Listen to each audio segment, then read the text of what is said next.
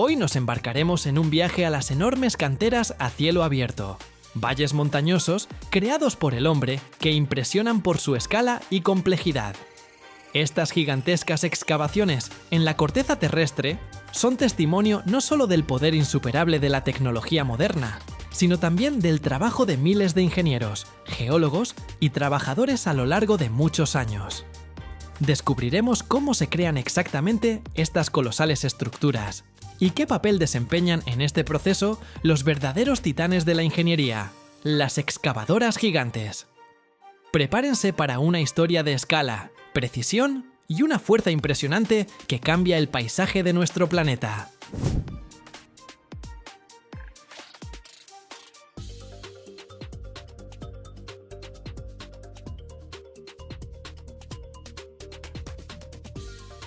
Las excavadoras de cantera más grandes, por ejemplo, las palas de cable eléctricas, pueden pesar más de 1000 toneladas.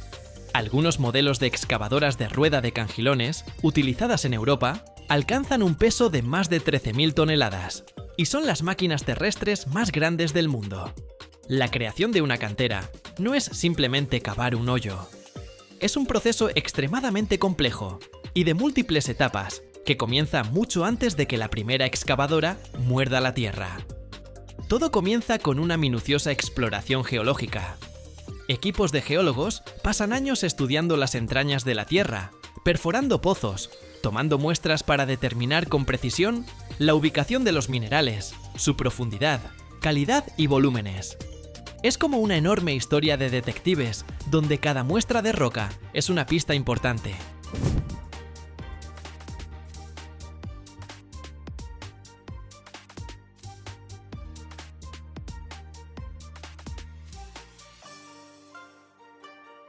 Cuando se encuentran los minerales, entran en juego los ingenieros y planificadores. Desarrollan un proyecto detallado de la cantera que abarca cada aspecto, desde el ángulo de inclinación óptimo de las paredes y el ancho de las vías de transporte hasta el sistema de drenaje que evacuará el agua. Es un trabajo colosal que requiere cálculos precisos, ya que la seguridad y la eficiencia de la futura extracción dependen de cada detalle. En esta etapa se decide cuál será la forma de la cantera, cómo se ubicarán las terrazas, los llamados bancos, por los que se moverá la maquinaria, y cómo organizar la logística para la extracción de cientos de millones de toneladas de roca. Después de años de planificación, llega el momento de la acción. Antes de llegar a los valiosos minerales, es necesario retirar la llamada montera, las capas de suelo, arcilla y rocas estériles que cubren el yacimiento. Esto puede ser un volumen de trabajo colosal, ya que la profundidad de la montera a veces alcanza decenas o incluso cientos de metros.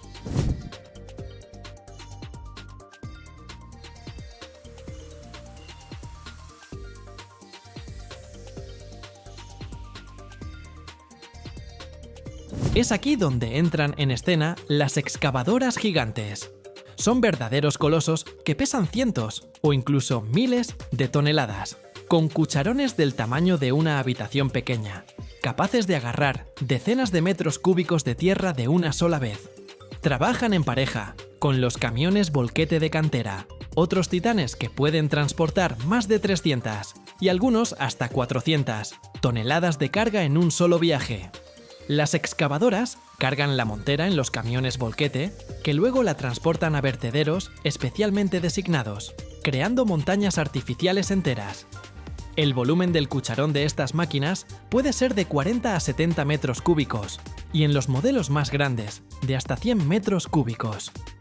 Esto significa que, de una sola cucharada, una excavadora así puede levantar una carga equivalente a 100 o más toneladas de roca, o albergar de 5 a 7 coches. Si las rocas son demasiado duras para ser extraídas directamente por la excavadora, se recurre a las voladuras. Las perforadoras taladran profundos agujeros en las rocas, donde luego se colocan explosivos. Una explosión controlada fragmenta la roca, haciéndola accesible para las excavadoras.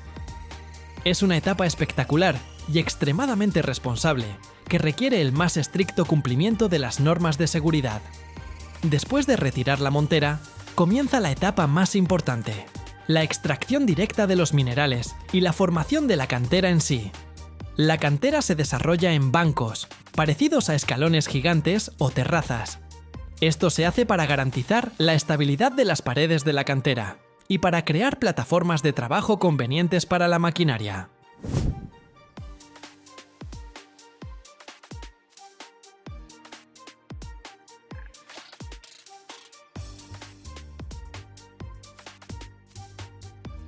En cada banco trabaja su propia armada de excavadoras.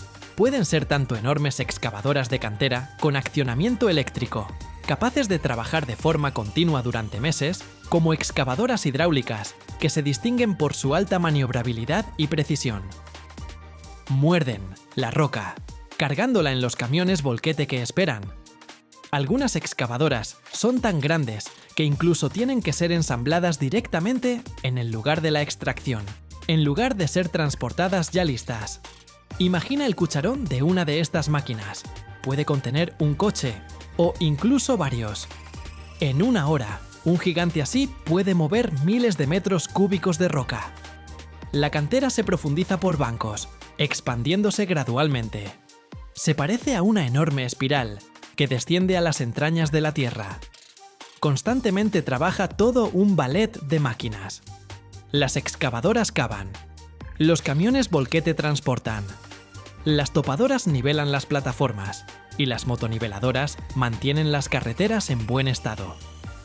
A veces, para rocas especialmente blandas o para trabajar en lugares de difícil acceso, se pueden utilizar excavadoras de rueda de cangilones, máquinas colosales, con una rueda giratoria equipada con muchos cangilones que muerden continuamente la roca y la descargan por una cinta transportadora. En una hora, una excavadora gigante puede mover de 4.000 a 10.000 metros cúbicos de roca. Imagina cuánto tiempo tardaría una persona normal con una pala para lograr ese resultado. Todo el proceso va acompañado de un control continuo. Los geólogos toman constantemente muestras de roca para asegurarse de que se está extrayendo exactamente lo que se necesita y que la calidad cumple con los requisitos. Los ingenieros supervisan la estabilidad de las laderas, el estado de las carreteras y la seguridad de los trabajos.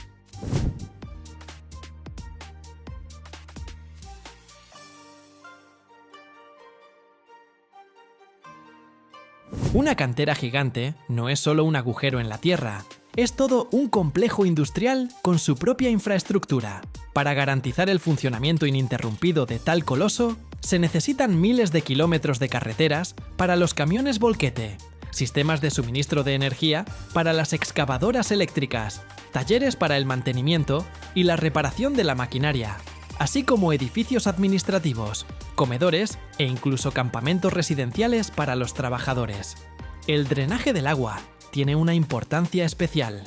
En muchas canteras funcionan constantemente potentes estaciones de bombeo que extraen las aguas subterráneas y de lluvia para garantizar la seguridad de la maquinaria y evitar inundaciones. Sin un sistema de drenaje eficaz, la cantera se convertiría rápidamente en un lago. El mineral extraído luego llega a las plantas de procesamiento, que a menudo se encuentran justo al lado de la cantera.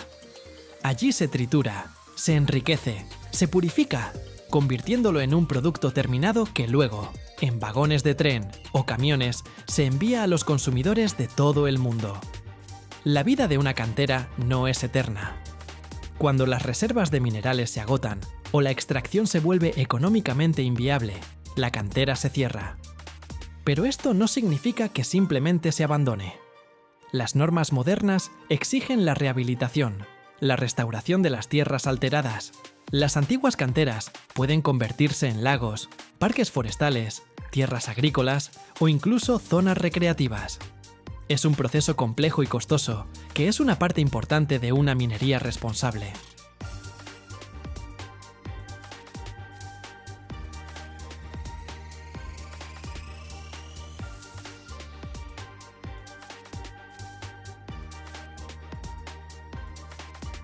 Imagina esto.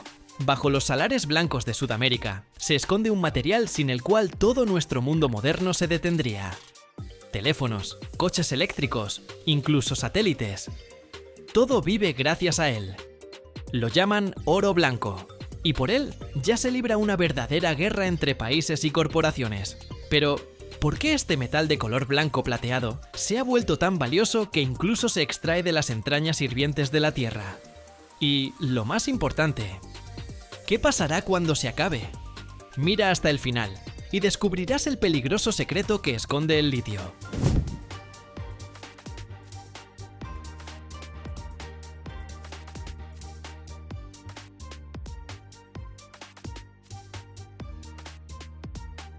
Imagina el metal más ligero del universo, de color blanco plateado, extremadamente reactivo y al mismo tiempo dotado de la capacidad única de almacenar una enorme cantidad de energía. Es el litio, el elemento número 3 en la tabla periódica, que ha resultado ser un verdadero tesoro de la modernidad. Fue descubierto hace más de 2 siglos, en 1817, y al principio encontró aplicación en cosas bastante prosaicas, en la producción de vidrio, cerámica e incluso en la medicina. Pero el verdadero momento estelar del litio llegó a finales del siglo pasado, cuando el mundo fue presa de la fiebre de las baterías de iones de litio. Fue entonces cuando quedó claro que estábamos ante algo más que un simple metal. Al litio comenzaron a llamarlo oro blanco, no por su brillo, sino por su importancia estratégica. Al igual que el oro fue un símbolo de riqueza, el litio es hoy un indicador del progreso tecnológico y la independencia energética.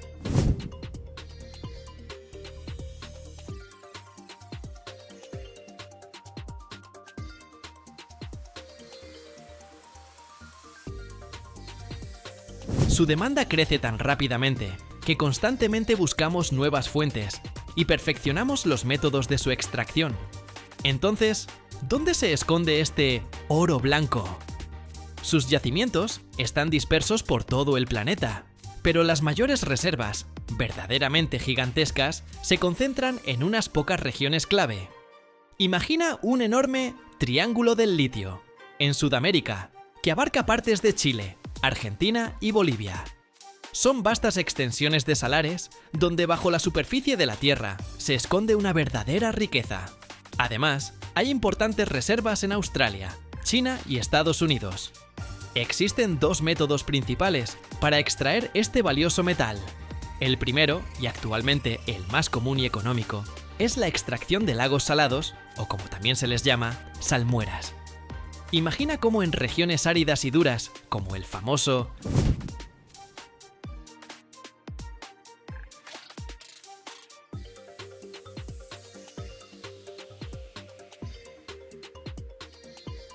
Salar de Atacama en Chile, o el majestuoso Salar de Uyuni en Bolivia.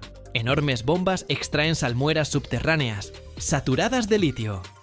Este líquido luego se bombea a gigantescas piscinas de evaporación, que parecen espejos de un azul o verde brillante. Bajo el sol implacable y las ráfagas de viento, el agua se evapora gradualmente, concentrando el litio junto con otros minerales. Este proceso natural, pero lento, puede durar de varios meses a 2 años, pero su principal ventaja son los costos de extracción relativamente bajos. Sin embargo, aquí también hay sus desafíos. El proceso requiere una enorme cantidad de agua, un recurso escaso en estas regiones desérticas, y también depende de los caprichos del clima. Otro método importante es la extracción de rocas duras, en particular de minerales como la espodumena. Esto ya es una verdadera minería, que recuerda a la búsqueda de minerales tradicionales. En Australia, por ejemplo, existen gigantescas canteras a cielo abierto, donde se extraen rocas que contienen litio.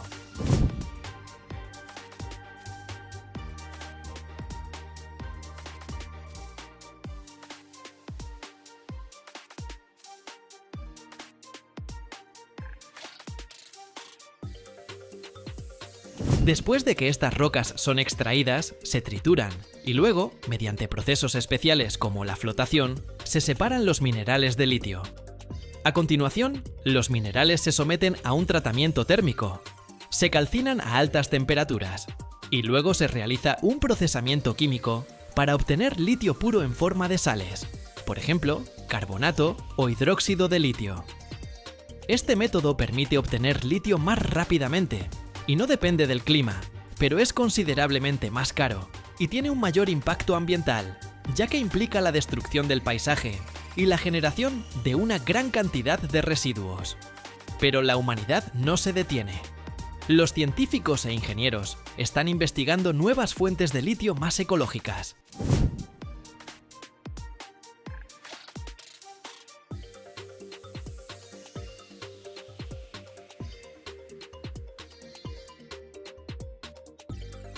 Por ejemplo, algunas aguas geotérmicas también contienen concentraciones significativas de este metal, y ya se están desarrollando tecnologías para la extracción directa de litio de estas fuentes termales. Esto podría ser una verdadera revolución, ofreciendo una forma más limpia y eficiente de extracción. También se han descubierto grandes reservas de litio en yacimientos de arcilla, lo que abre nuevas perspectivas. Y, por supuesto, el futuro pertenece al reciclaje. El reciclaje de baterías de iones de litio usadas se está volviendo cada vez más importante. No solo reduce la necesidad de extracción primaria, sino que también ayuda a crear un ciclo cerrado, lo cual es críticamente importante para el desarrollo sostenible, ya que el litio, como cualquier recurso, no es infinito. Después de que el litio es extraído en forma de materia prima, comienza la verdadera alquimia. Pasa por un proceso de transformación complejo y de múltiples etapas para ser apto para la producción de baterías de alta tecnología.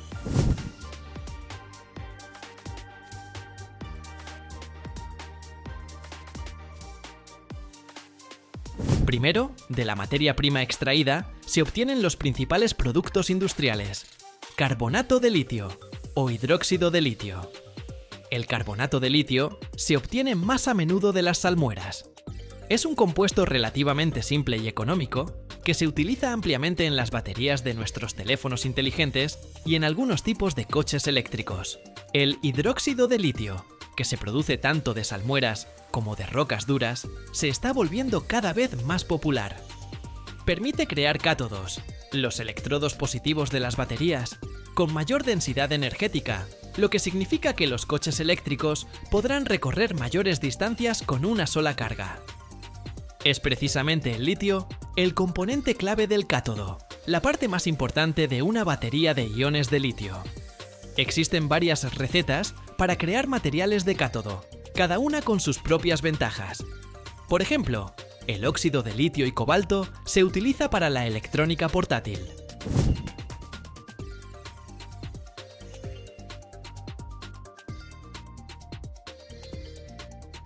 Pero para los coches eléctricos, lo más común es utilizar óxido de litio, níquel, manganeso y cobalto, que proporciona un excelente equilibrio de energía, potencia y seguridad.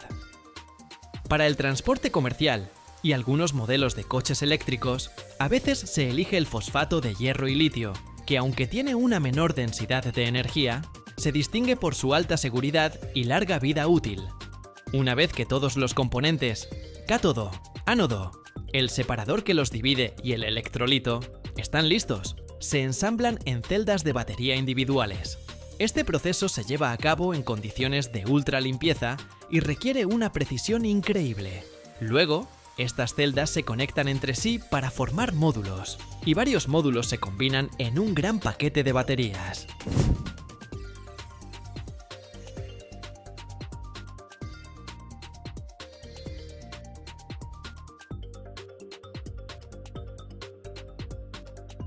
Es este paquete el que se convierte en el corazón del coche eléctrico.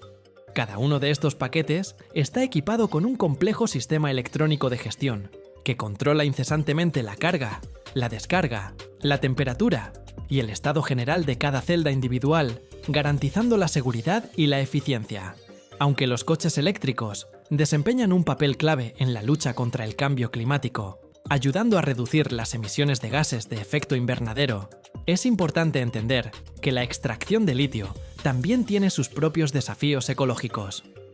Una de las cuestiones más agudas es el uso del agua. Esto es especialmente cierto para la extracción de salmueras en regiones áridas, donde el agua es un recurso extremadamente escaso. Algunos métodos pueden requerir hasta 2 millones de litros de agua para producir una sola tonelada de litio. También existe el riesgo de contaminación del suelo, y las fuentes de agua con los reactivos químicos utilizados en el proceso de refinado, si no se cumplen los más estrictos estándares ambientales. Y, por supuesto, la minería, especialmente las canteras a cielo abierto, puede llevar a la destrucción de los paisajes naturales y los hábitats de la vida silvestre.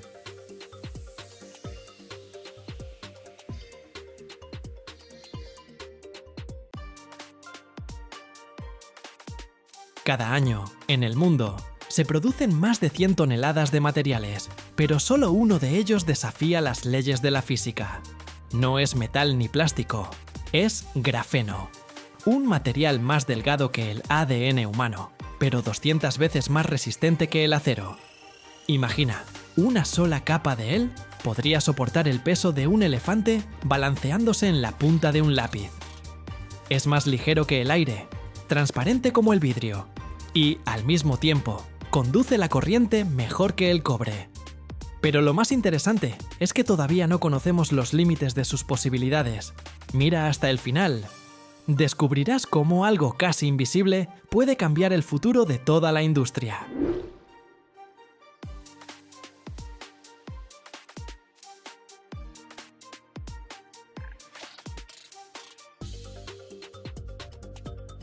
Así pues, el grafeno es un material bidimensional, que consta de una sola capa de átomos de carbono, dispuestos en una densa red bidimensional en forma de hexágonos.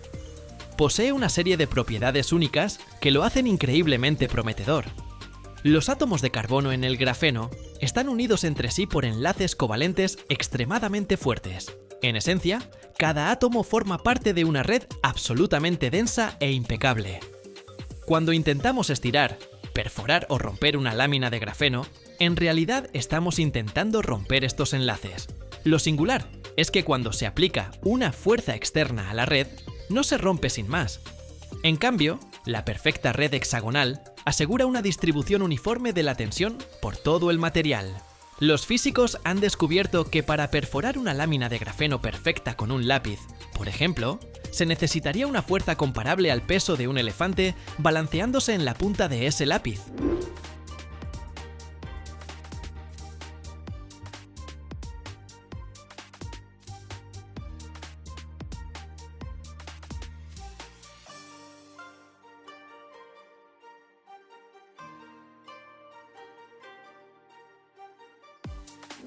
¿Por qué hablamos precisamente de peso? Este es un punto críticamente importante. Cuando los científicos comparan materiales, evalúan su relación específica de resistencia a peso. Por ejemplo, el acero es un material resistente, pero también es muy pesado. Y el grafeno es tan resistente como el acero, e incluso más, pero su peso es insignificante. Una hoja de grafeno es tan delgada que 1 kilogramo de este material podría cubrir un área comparable a varios campos de fútbol. Esto significa que si tomáramos un trozo de grafeno y un trozo de acero de alta calidad del mismo peso, el grafeno soportaría 200 veces más carga antes de deformarse o romperse. Esta característica lo convierte en el candidato ideal para crear materiales compuestos ultraligeros y ultrarresistentes para la industria aeroespacial, blindajes y equipamiento deportivo de alta tecnología. Imagina que incluso la más mínima adición de grafeno a materiales comunes, como plásticos o resinas epoxi, puede transformarlos en algo completamente nuevo. Los científicos ya están trabajando en la creación de chalecos antibalas ultrafinos, pero impenetrables, que pesan mucho menos que la armadura de Kevlar tradicional. Añadir una pequeña cantidad de grafeno al hormigón puede hacerlo significativamente más resistente a las grietas y los daños, prolongando la vida útil de puentes y edificios. Las carrocerías y fuselajes de aviones, creados a base de grafeno, serán más ligeros, lo que supondrá un ahorro considerable de combustible, pero al mismo tiempo se volverán mucho más resistentes y seguros. Así, el grafeno es la encarnación de una paradoja. Es casi invisible, pero en resistencia supera a los metales más fuertes. Esto abre una era completamente nueva en la ciencia de los materiales, donde los materiales son a la vez ligeros, flexibles e insuperablemente resistentes. La producción de grafeno es un verdadero rompecabezas para los científicos. Se puede obtener de 3 maneras principales, que difieren en precio, calidad y volúmenes de producción. Imagina que tienes la tarea de fabricar una lámina finísima, pero tiene que ser perfecta.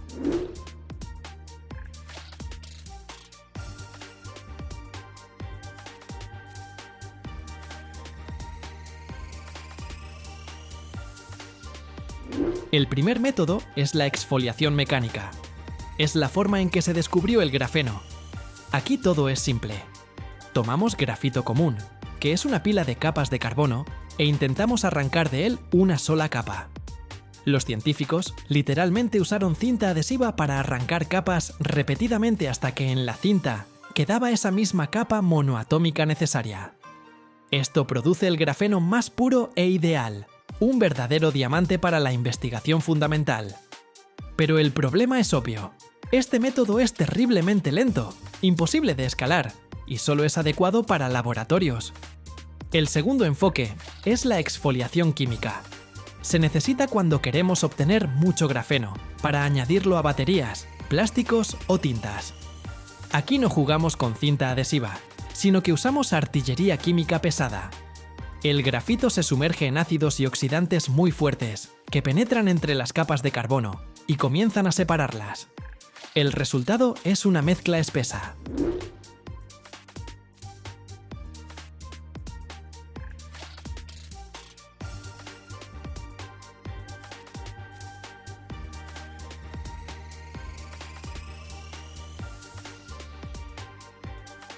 Luego, se trata con ultrasonido, como si fuera una batidora, y las capas de grafito se separan finalmente en agua u otro disolvente. Esto se llama óxido de grafeno. Después de esto, el óxido de grafeno necesita ser reducido para que vuelva a conducir la electricidad. Este método es barato y produce grandes volúmenes, pero el producto final siempre tiene muchos defectos e impurezas. Es adecuado para compuestos, pero no para la electrónica sensible. El tercer y más prometedor método es la deposición química de vapor. Es la tecnología para crear lienzos de grafeno de alta calidad y gran tamaño, necesarios para pantallas táctiles o microchips. Aquí no arrancamos nada, sino que cultivamos el material desde cero. Se toma una fina lámina de metal, generalmente de cobre, y se calienta fuertemente, hasta 1000 grados Celsius. Luego, en el horno se introduce un gas que contiene carbono, por ejemplo, metano. Los átomos de carbono, liberados del gas, se depositan sobre el cobre al rojo vivo, que sirve como una plantilla ideal. Se autoensamblan en una impecable red de panal de una sola capa. Este método produce alta calidad y permite hacer grandes láminas de grafeno, lo cual es clave para la industria.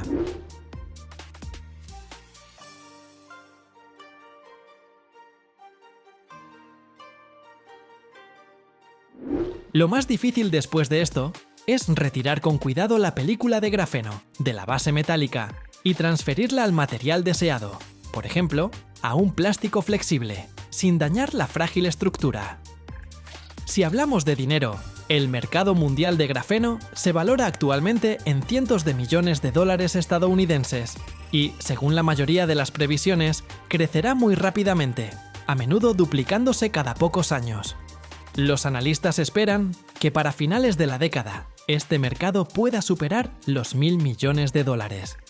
Esto demuestra que los inversores creen en la adopción masiva del grafeno. A diferencia de los productos básicos, el mercado del grafeno está muy segmentado por tipo y calidad. La mayor parte de la producción en peso es de óxido de grafeno reducido y escamas de grafeno. Se fabrican por el método químico y se utilizan para reforzar compuestos, recubrimientos y tintas. Son baratos, pero tienen muchos defectos. Es el llamado volumen barato.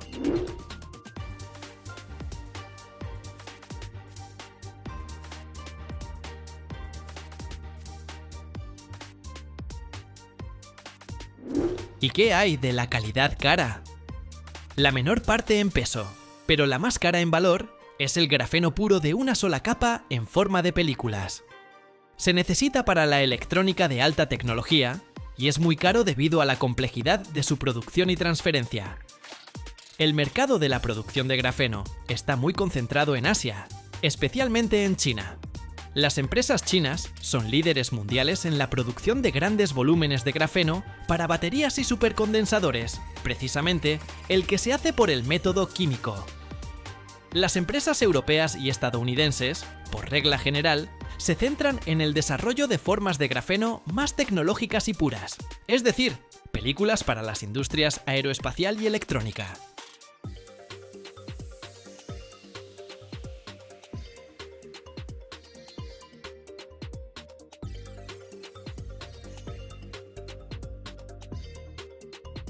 Cada mañana, millones de personas comienzan el día con una taza de café.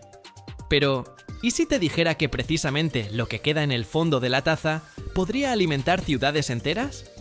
Los pozos de café, que desechamos sin pensar, se están convirtiendo en un biocombustible capaz de reemplazar al petróleo.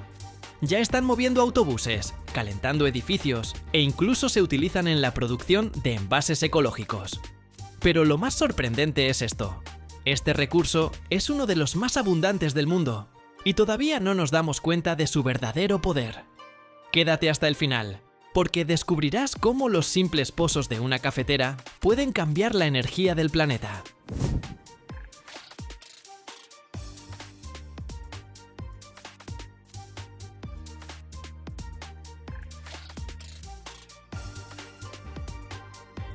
Los pozos de café en volúmenes tan grandes, como 50 millones de toneladas al año, se generan principalmente debido a la producción y el consumo mundial de café.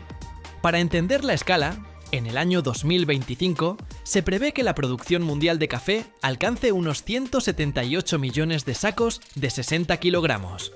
Esto es aproximadamente 11 millones de toneladas de granos. Los mayores productores son Brasil, Vietnam, Colombia, Indonesia, Etiopía y otros países donde las plantaciones de café ocupan millones de hectáreas. Después de procesar los granos y preparar las bebidas de café, se genera un residuo. Los pozos de café, que representan aproximadamente el 20-25% de la masa inicial de los granos. Esto significa que de 11 millones de toneladas de café, se obtienen alrededor de 2 o 3 millones de toneladas de pozos como subproducto.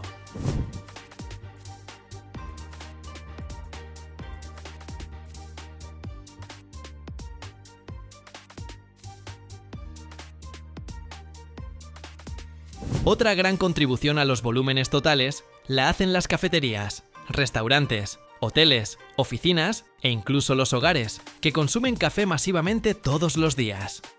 Especialmente las grandes ciudades y los países con un mercado de café desarrollado generan toneladas de pozos de café a diario. Por ejemplo, una gran cafetería puede acumular cientos de kilogramos de residuos al día, y las cadenas de cafeterías de todo el mundo, decenas de miles de toneladas al año.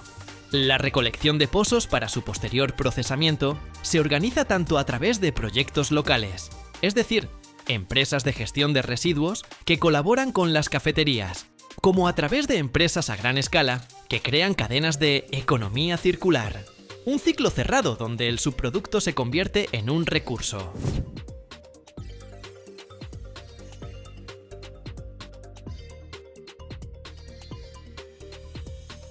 La idea de utilizar los pozos de café para la producción de biocombustible surgió como respuesta a los crecientes desafíos ecológicos relacionados con la quema de combustibles fósiles y el problema de los residuos de la industria alimentaria. Las primeras investigaciones científicas en este campo aparecieron a principios de los años 2000, cuando los científicos comenzaron a explorar el potencial de los residuos orgánicos para la producción de energía limpia. Los pozos de café, al ser ricos en aceites y carbohidratos, resultaron ser una materia prima prometedora para la obtención de biodiesel y biogás. Entre los años 2018 y 2020, las innovaciones en biotecnología comenzaron a implementar más activamente tecnologías para la extracción de aceites de los pozos de café usados. En particular, los investigadores de la Unión Europea y América del Norte desarrollaron activamente la metodología para convertir estos aceites en biodiesel.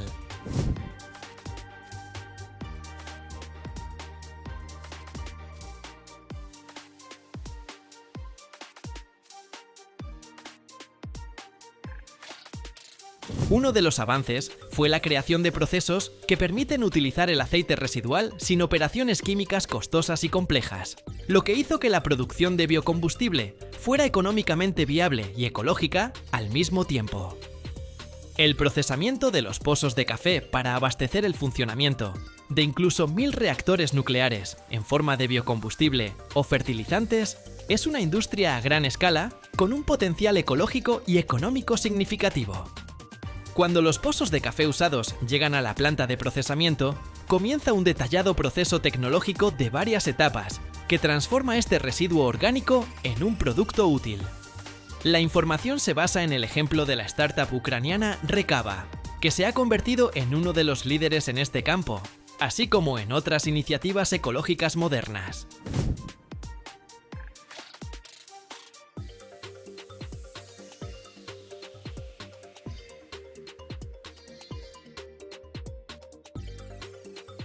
El primer paso es recibir los pozos de los socios, cafeterías, restaurantes, oficinas, grandes cadenas como McDonald's.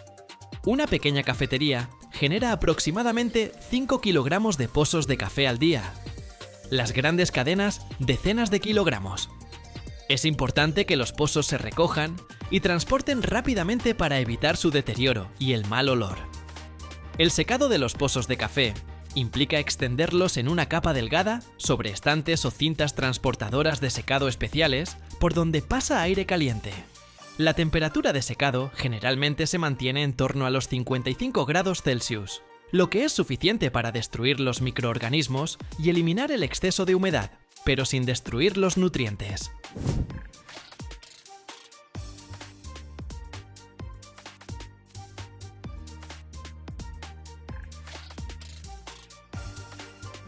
Los pozos secos se vuelven menos ácidos, más estables y compactos para su almacenamiento, y se reduce la probabilidad de que aparezca moho.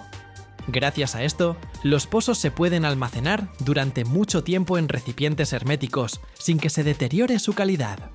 La congelación es una alternativa o una medida adicional que se utiliza cuando el secado no es práctico o se necesita un almacenamiento rápido sin perder las propiedades frescas.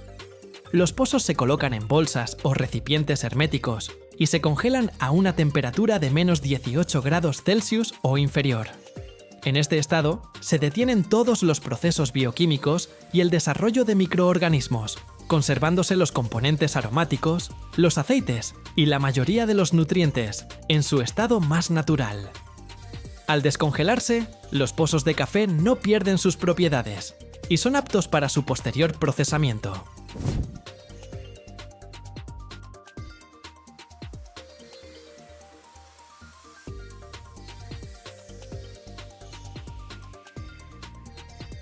Antes de la congelación directa, los pozos a menudo se mezclan con materiales orgánicos neutros o se les añaden conservantes naturales, lo que mejora la textura y las propiedades después del descongelamiento. Esto es importante para facilitar el transporte y el almacenamiento. Los pozos de café contienen sustancias aromáticas, aceite de café y pequeñas impurezas. Los tecnólogos en la planta realizan varias etapas de purificación para neutralizar el olor, de modo que los productos terminados no huelan a café, y para eliminar contaminantes extraños. Se utilizan métodos de tamizado, lavado y tratamientos especiales. En la planta, los pozos se introducen en equipos de trituración especiales. Pueden ser molinos de martillos, de cuchillas o trituradoras de rotor, que funcionan según el principio de romper las partículas en fragmentos pequeños.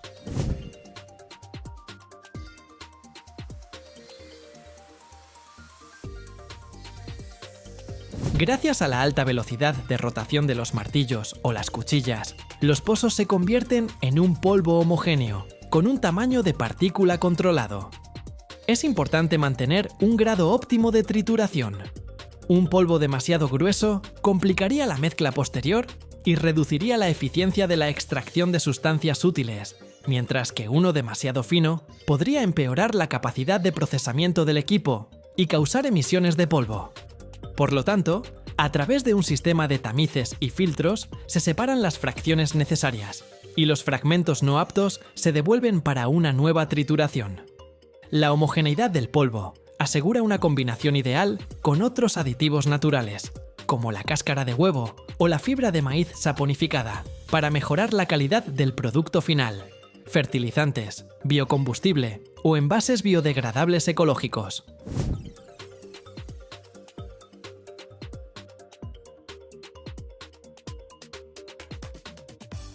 Después de preparar la mezcla, se prensa en un molde. Puede ser un vaso desechable, una maceta para plántulas u otro producto. El prensado permite dar al material la forma y densidad deseadas.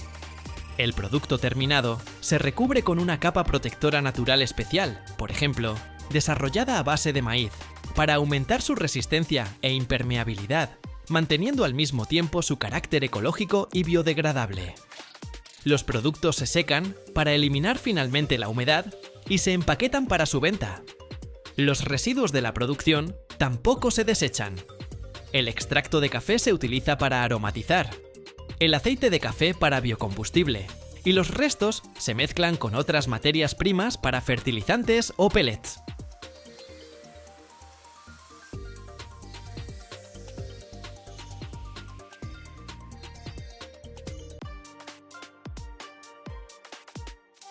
Cada año, en el mundo, más de 40 millones de coches salen de circulación. Imagina una cordillera de metal, vidrio y caucho que se extiende hasta el horizonte. Pero para África, esto no es basura, es un verdadero tesoro.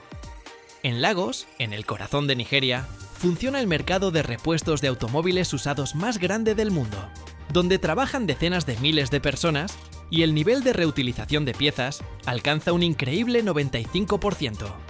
Aquí, cada tornillo, cada válvula e incluso un faro roto obtienen una segunda vida. Y ahora imagina, un trozo de un viejo Volkswagen, que una vez circuló por Berlín, puede convertirse en parte de un nuevo rascacielos en Lagos. Mira hasta el final y descubrirás un secreto que cambiará tu percepción sobre la muerte de un coche.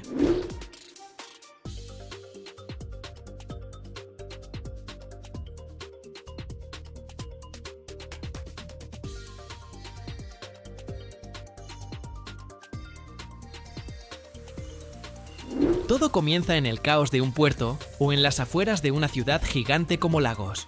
Un campo enorme e interminable que se extiende hasta el horizonte, cubierto no con montañas, sino con cordilleras enteras de coches muertos. Es un cementerio y al mismo tiempo una maternidad. Aquí descansan europeos cansados, viejos Peugeot y Volkswagen que una vez circularon por las carreteras perfectas de Alemania. Y junto a ellos, resistentes japoneses, Toyotas y Nissans, que han sobrevivido más de una temporada de lluvias. El aire aquí es denso y pesado, huele a aceite viejo, a metal calentado por el sol y a goma quemada. Y sobre todo esto, un zumbido incesante, el chirrido del metal, el tintineo de un martillo, el siseo de las máquinas de soldar. No es una fábrica, es un organismo vivo. Y a este organismo llega un nuevo paciente, un viejo y maltratado Toyota Corolla. Su viaje por las carreteras del mundo ha terminado. Comienza su viaje por piezas.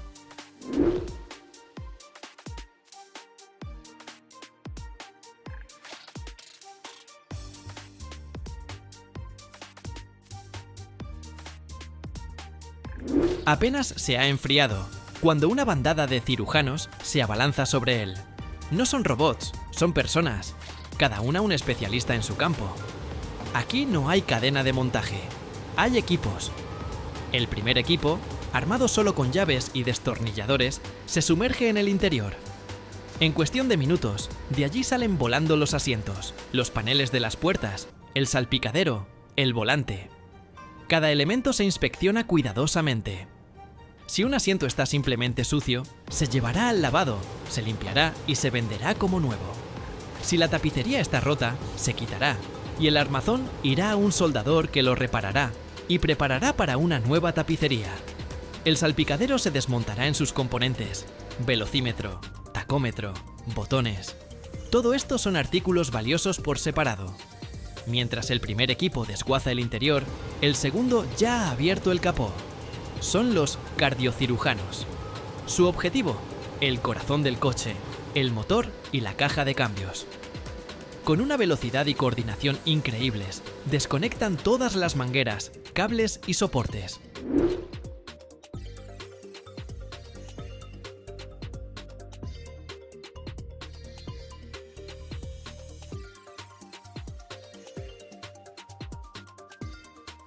Luego, con la ayuda de un simple polipasto de cadena colgado de una viga oxidada, arrancan todo el tren motriz de su lecho. El motor no se envía a la fundición. ¡Oh, no! Es el tesoro más valioso. Se llevará hasta un taller donde se desmontará por completo, hasta el último tornillo. Cada pieza, pistones, válvulas, cigüeñal, se lavará a fondo con gasolina y se comprobará su desgaste. Si una pieza está en buen estado, irá a un banco de órganos para reparar otros motores. Si está desgastada, se restaurará o se venderá como chatarra. Con varios de estos motores muertos, un genio mecánico local puede ensamblar uno que funcionará durante otros 10 años. Mientras tanto, junto a nuestro Toyota, ya trabaja el tercer equipo, los cosmetólogos. Quitan los paneles de la carrocería, puertas, aletas, capó, parachoques. Cada pieza se evalúa. Si una puerta está intacta, simplemente se venderá. Si tiene una abolladura, no es un problema.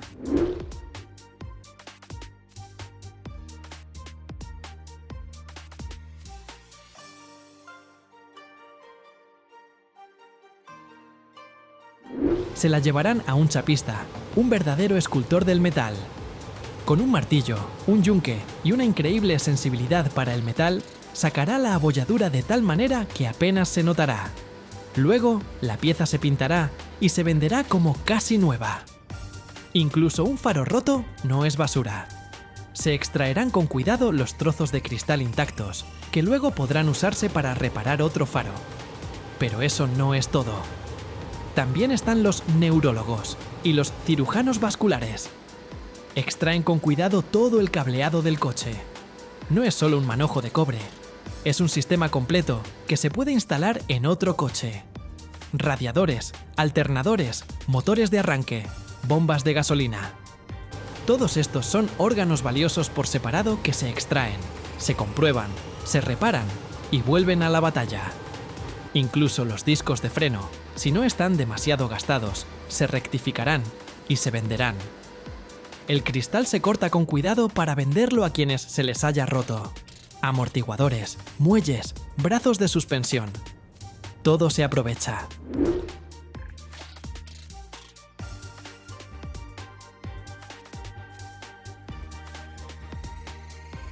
Y así, después de unas horas, en el lugar donde estaba el coche, solo queda un esqueleto desnudo y destrozado. Una carrocería sin puertas, sin ruedas, sin entrañas. Parecería que esto ya es el final. Pero no. Llega el momento de los carniceros finales. Armados con sopletes de acetileno, como demonios, se lanzan sobre este esqueleto. Con un siseo y deslumbrantes haces de chispas que huelen a pintura quemada, lo cortan en trozos de un tamaño conveniente para el transporte. Y estos trozos de metal, la antigua carrocería, emprenden su último viaje. A una acería local, a menudo improvisada. Allí, en hornos artesanales, donde la temperatura supera los 1000 grados Celsius, este metal se vuelve a fundir. El acero líquido e incandescente se vierte en simples moldes de arena, y de él nacen cosas nuevas y sencillas. Barras de refuerzo para la construcción, tapas de alcantarilla, herramientas agrícolas simples o incluso ollas de cocina.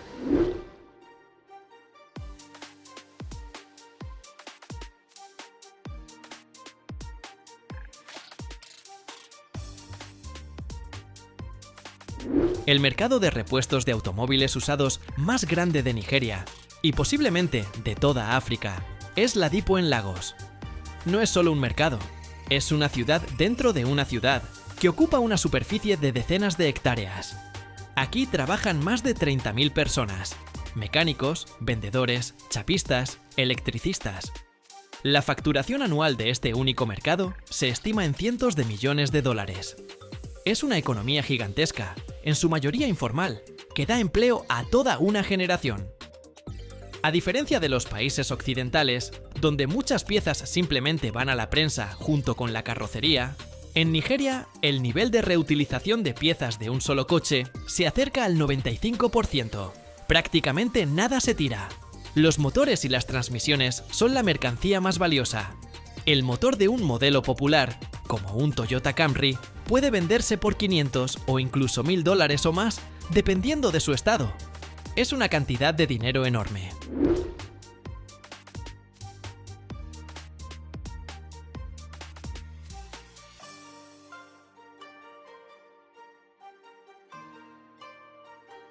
Los paneles de la carrocería, puertas, aletas, capós, son el pan de cada día para miles de pequeños talleres. Faros, espejos, botones del interior, emblemas. Todo tiene su precio. Incluso los viejos asientos de coche no se desperdician. A menudo se reparan y se utilizan como muebles en casas y cafés. Y, por último, lo que queda.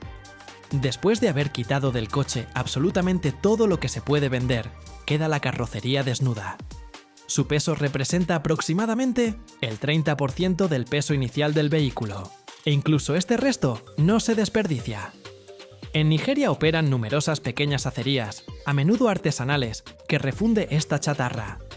Anualmente, procesan cientos de miles de toneladas de este metal, convirtiéndolo en barras de refuerzo para la construcción local.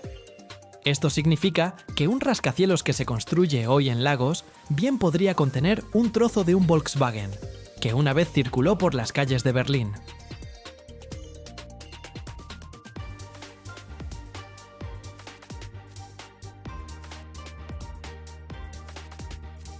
Imagina una piedra, de apariencia tan común, pero en cuyo interior se esconde la fuerza capaz de soportar las multimillonarias cargas de la civilización. ¿Cómo, a partir de una roca sin rostro, nace una carretera que soportará millones de coches? ¿Cómo la vibración de las mandíbulas de acero transforma un monolito en los diminutos cristales de las futuras ciudades? Cada año, solo en los Estados Unidos, se trituran más de 1000 millones de toneladas de rocas. Y este estruendo se oye mucho más allá de las canteras. Pero hay un detalle que no se cuenta en los informes públicos. Lo que se esconde en el polvo y los golpes de estas máquinas podría cambiar tu percepción sobre una simple piedra. Mira hasta el final y descubrirás el secreto que esconde la industria.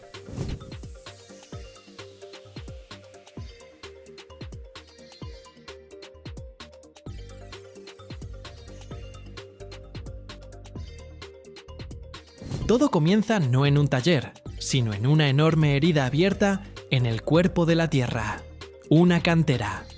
El ingrediente principal de nuestra receta, que constituye alrededor del 80% de toda la masa, es la piedra caliza, una roca común que es, en esencia, los restos fosilizados de antiguas criaturas marinas.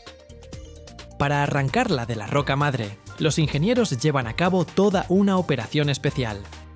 Perforan decenas de pozos profundos, colocan en ellos cientos de kilogramos de explosivos y, con un ¡boom!, ensordecedor y profundo que hace temblar la tierra a kilómetros a la redonda, miles de toneladas de roca se desprenden del macizo rocoso. A continuación, entran en escena verdaderos monstruos, camiones volquete de cantera, cuyas ruedas son más altas que una persona. Una excavadora gigante, cuya pala puede levantar de una vez el peso de varios coches, carga estos bloques de piedra en las cajas de los camiones. Estos gigantes amarillos transportan su carga al primer punto de transformación, la trituradora primaria.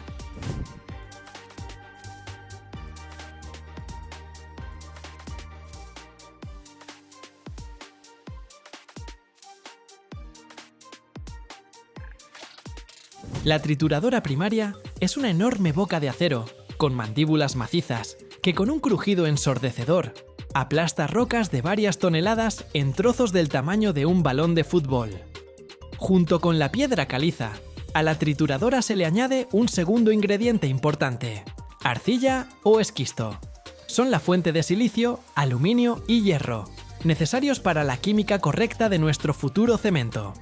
Después de la trituración primaria, la piedra se transporta por una cinta transportadora a un almacén de materias primas Y desde allí, a la siguiente etapa, donde debe convertirse en polvo. Entra en un molino de crudo. Puede ser un tambor giratorio gigante lleno de bolas de acero que muelen la piedra con estruendo. O, lo que es más moderno, un molino de rodillos vertical.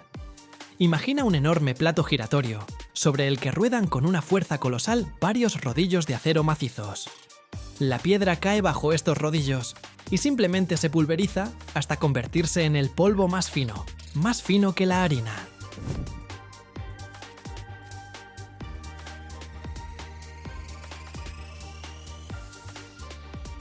Una potente corriente de aire caliente recoge este polvo y lo saca del molino. Este proceso muele y seca la materia prima al mismo tiempo. El polvo obtenido, llamado harina cruda, se mezcla a fondo en enormes silos, con la ayuda de aire comprimido para obtener una mezcla perfectamente homogénea. Y ahora, esta mezcla gris y polvorienta está lista para encontrarse con el fuego. Comienza su viaje al corazón mismo de la fábrica, al vientre de un dragón industrial, el horno rotatorio. Un enorme tubo de acero de 200 metros de largo, como 2 campos de fútbol, revestido por dentro con ladrillos refractarios. Este tubo está instalado con una ligera inclinación y gira muy lentamente, casi imperceptiblemente, sobre su eje. La harina cruda se vierte en el extremo superior y ligeramente elevado de este tubo.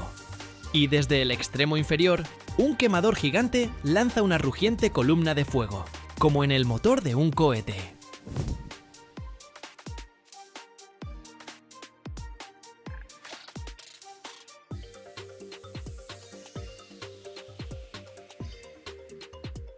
La temperatura en esta zona alcanza unos infernales 1450 grados Celsius. Nuestro polvo, mientras se remueve lentamente y se desliza hacia abajo gracias a la rotación y la inclinación, comienza su largo y caliente viaje hacia este fuego. Dentro del horno, pasa por varias zonas de temperatura y sufre transformaciones asombrosas. Primero, en la zona más fría, se evapora el resto de la humedad. Luego, cuando la temperatura alcanza los 900 grados, tiene lugar un proceso llamado calcinación. De la piedra caliza, se libera dióxido de carbono y se convierte en óxido de calcio. Y, finalmente, en la zona más caliente, en el infierno mismo, ocurre lo principal: la sinterización. El óxido de calcio reacciona con los óxidos de silicio, aluminio y hierro, formando minerales completamente nuevos, con nombres complejos, como halita y belita. El polvo se derrite y se convierte en pequeñas bolas oscuras, de color grisáceo negro, del tamaño de un guisante a una nuez. Esto es el clinker, el corazón y el alma del cemento.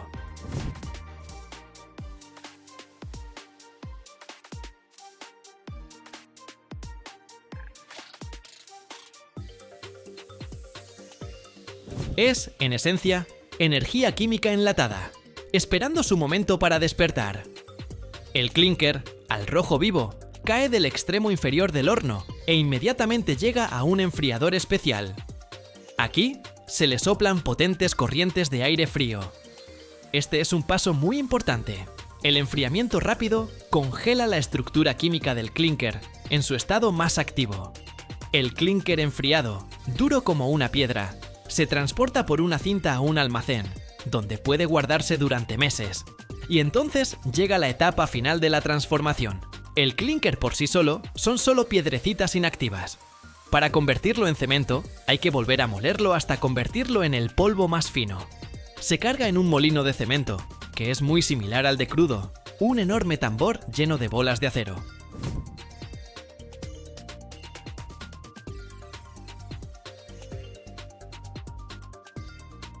Pero antes de empezar a moler, al clinker se le añade un último pero increíblemente importante ingrediente: alrededor de un 5% de yeso.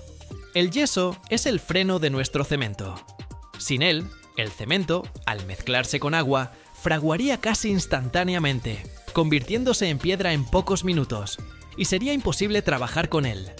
El yeso regula este proceso, dando a los constructores un tiempo precioso. Y esta mezcla de clinker y yeso se muele durante horas en el molino hasta que se convierte en el polvo gris, increíblemente fino, que todos conocemos. Sus partículas son tan pequeñas que pueden pasar por un tamiz capaz de retener el agua. El cemento terminado, todavía caliente después del molino, se transporta por tuberías neumáticas, como por vasos sanguíneos, a enormes y altos silos de almacenamiento.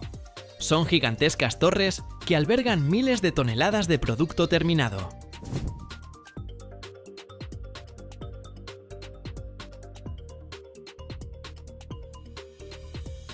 Desde allí se envía a los consumidores, o se envasa en sacos de papel para la venta al por menor, o se carga a granel, en camiones cisterna especiales o vagones de ferrocarril. Y así, después de haber recorrido el camino desde una roca sólida, pasando por la trituración, la mezcla, una cocción infernal en el vientre de un dragón y una molienda final, nace este modesto polvo gris, listo para despertar al encontrarse con el agua y convertirse en una piedra fuerte y fiable que será el cimiento de nuestras casas, puentes y ciudades enteras.